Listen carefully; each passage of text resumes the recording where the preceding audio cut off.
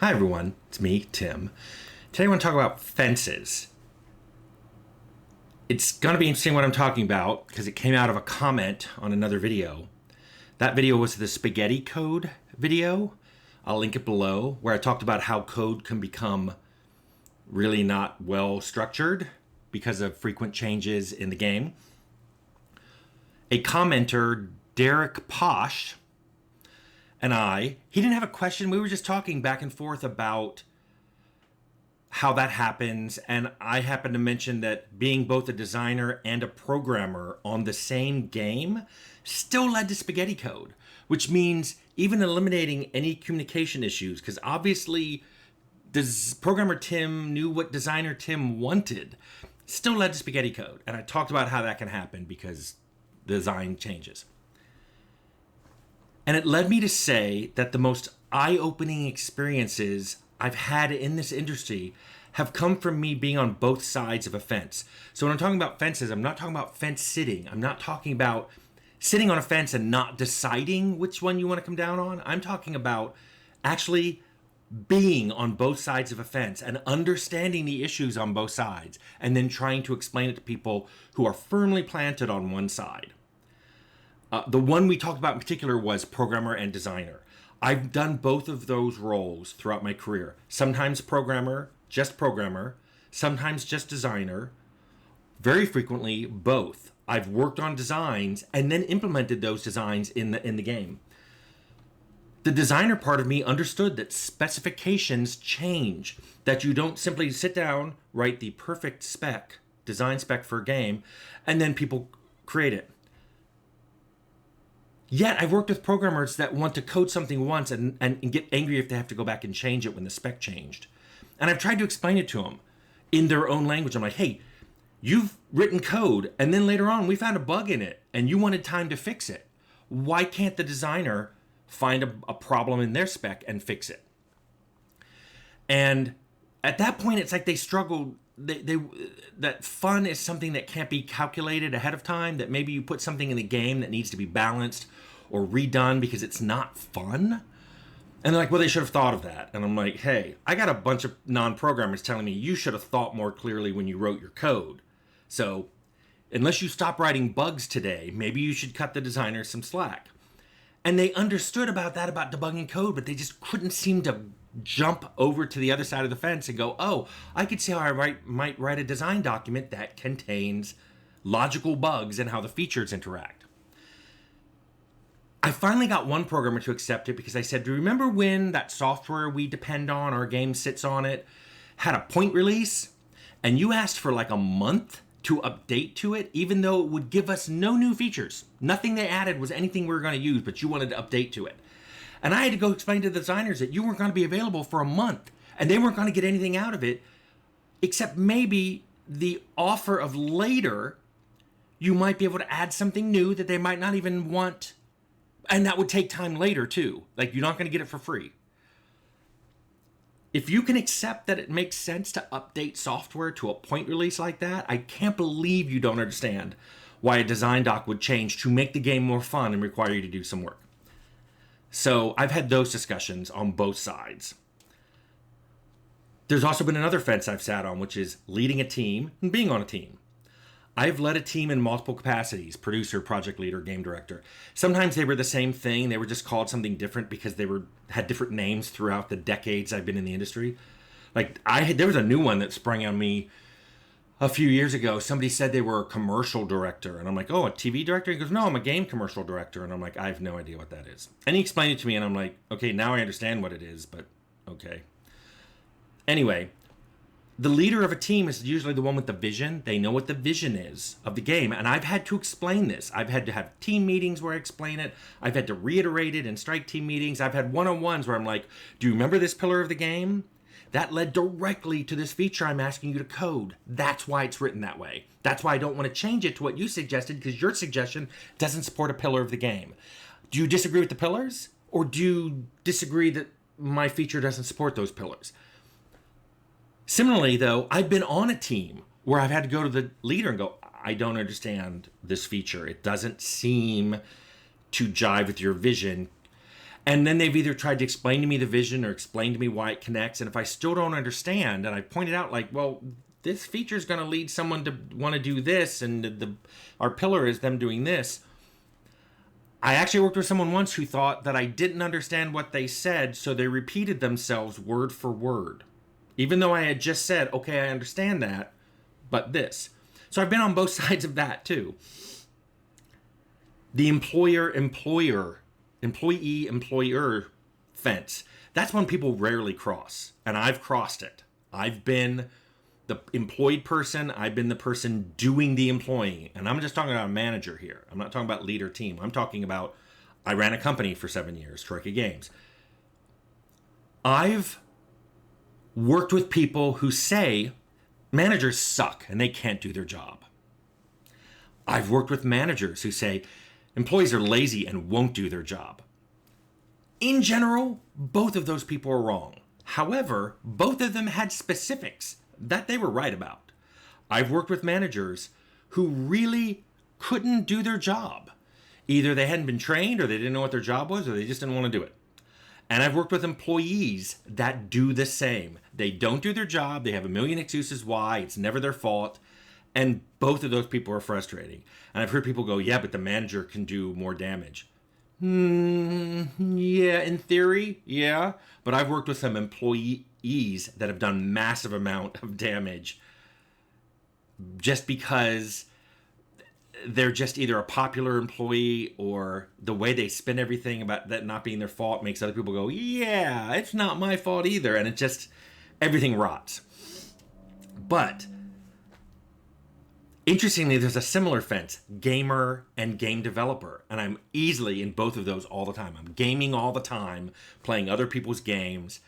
I also love developing games. I even make my own games, my toy games. And I've heard both sides there. I've heard people go, devs are stupid and lazy. Gamers think developers are just stupid and lazy, and that explains everything that's wrong with these games.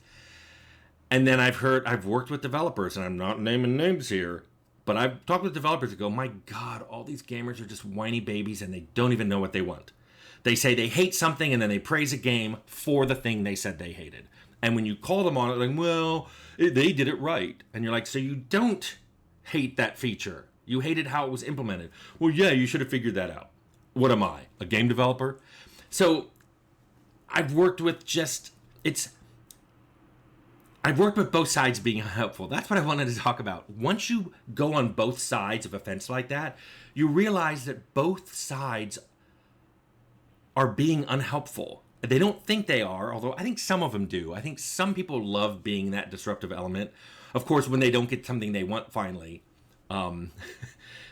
they've spent years gumming up the bandwidth of communication across that fence. And then the one time they really do need to get some communication across the fence, it's all gummed up by their own garbage. And then they get upset. They're like, oh, developers aren't listening to me. Yeah, they pretty much stopped listening after the 1,000th person said they were a stupid, lazy idiot and sent them death threats. So now they're not listening, and now you're complaining that they're not listening.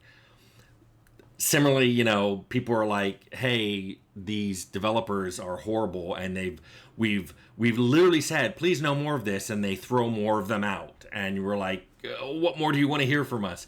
And I see people, that's more than just games. I see that on TV shows and movies and everything like that too.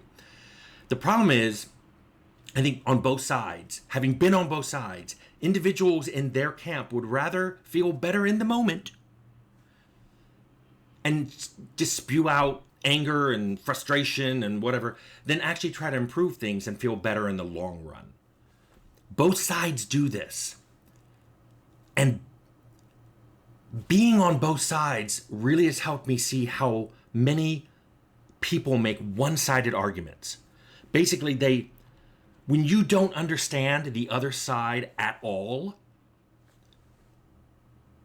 you say things that are just so, I've said this before in other videos, sometimes people say things that are so wrong, they can't even be addressed. You don't even know where to begin. It shows a fundamental misunderstanding of everything. And it's just like, I don't understand it. Like if you're talking to somebody who thinks the sun revolves around the earth, so why can't I throw a rock up and have it fall into the sun? And you're like, oh, there's so many things wrong with that, I don't even know where to start. I often tell people you should try to understand the other side. You don't have to agree, and your understanding is not excusing them. You just want to understand, why do they think these things, so I can figure out what the problem is that they're perceiving. If you don't understand what they're talking about, you don't know what the problem is they're perceiving. And the absolute best way to understand that side is to go over and be on that side.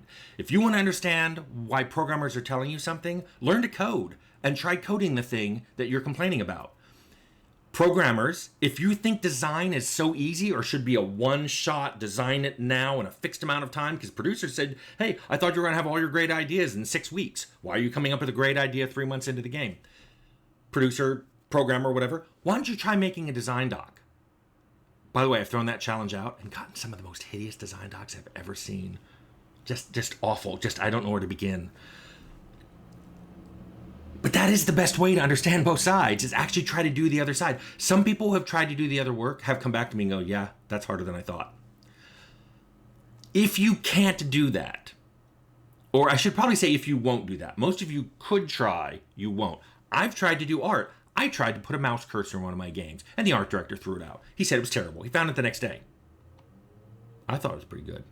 Anyway, the second best thing you can do, if you're not willing or able to actually work on the other side, is to talk to the people on the other side and believe what you're hearing. They believe what they're saying. You should believe what you're hearing. Although I should say, talk to a lot of them to try to get a consensus, because remember that some of them don't understand your side, and what they're saying is less about their side and more about their complaining about what they perceive on your side. Remember, you're trying to figure out what their issues are, not what their perceived issues with you are, and that's their problem. That would really help. And by the way, this is true for lots of things that aren't in the game industry in particular. I know that when people want to look for jobs at other places, every company I've ever worked at, including my own company, people have come to me and said, hey, I'm thinking about going to get a job somewhere else. And they want to talk to me about it. And they're saying, I'm thinking about leaving, and here's why, and here's this, I found this other place and it looks like it'd be good. Every time I've told them the same thing, which is talk to people who work at that company. Don't wait for the job interview and ask questions to those people, although you should. But try to find people who already work there and ask them questions. Because I agree that maybe you don't fit here, but you might fit there worse. Maybe things that you like here aren't there and you're going to miss them. Or maybe some of the things that you hate here are also there and in abundance. So you're not going to escape these things by going there. And I always tell them, find out before you go. And you've heard that phrase, the grass isn't greener on the other side. Sometimes the grass isn't browner either. It's just different grass. And maybe you don't like that grass as much. You should still go look. I'm not saying don't look, because I'm always telling people, try to understand things. But also recognize when you don't understand.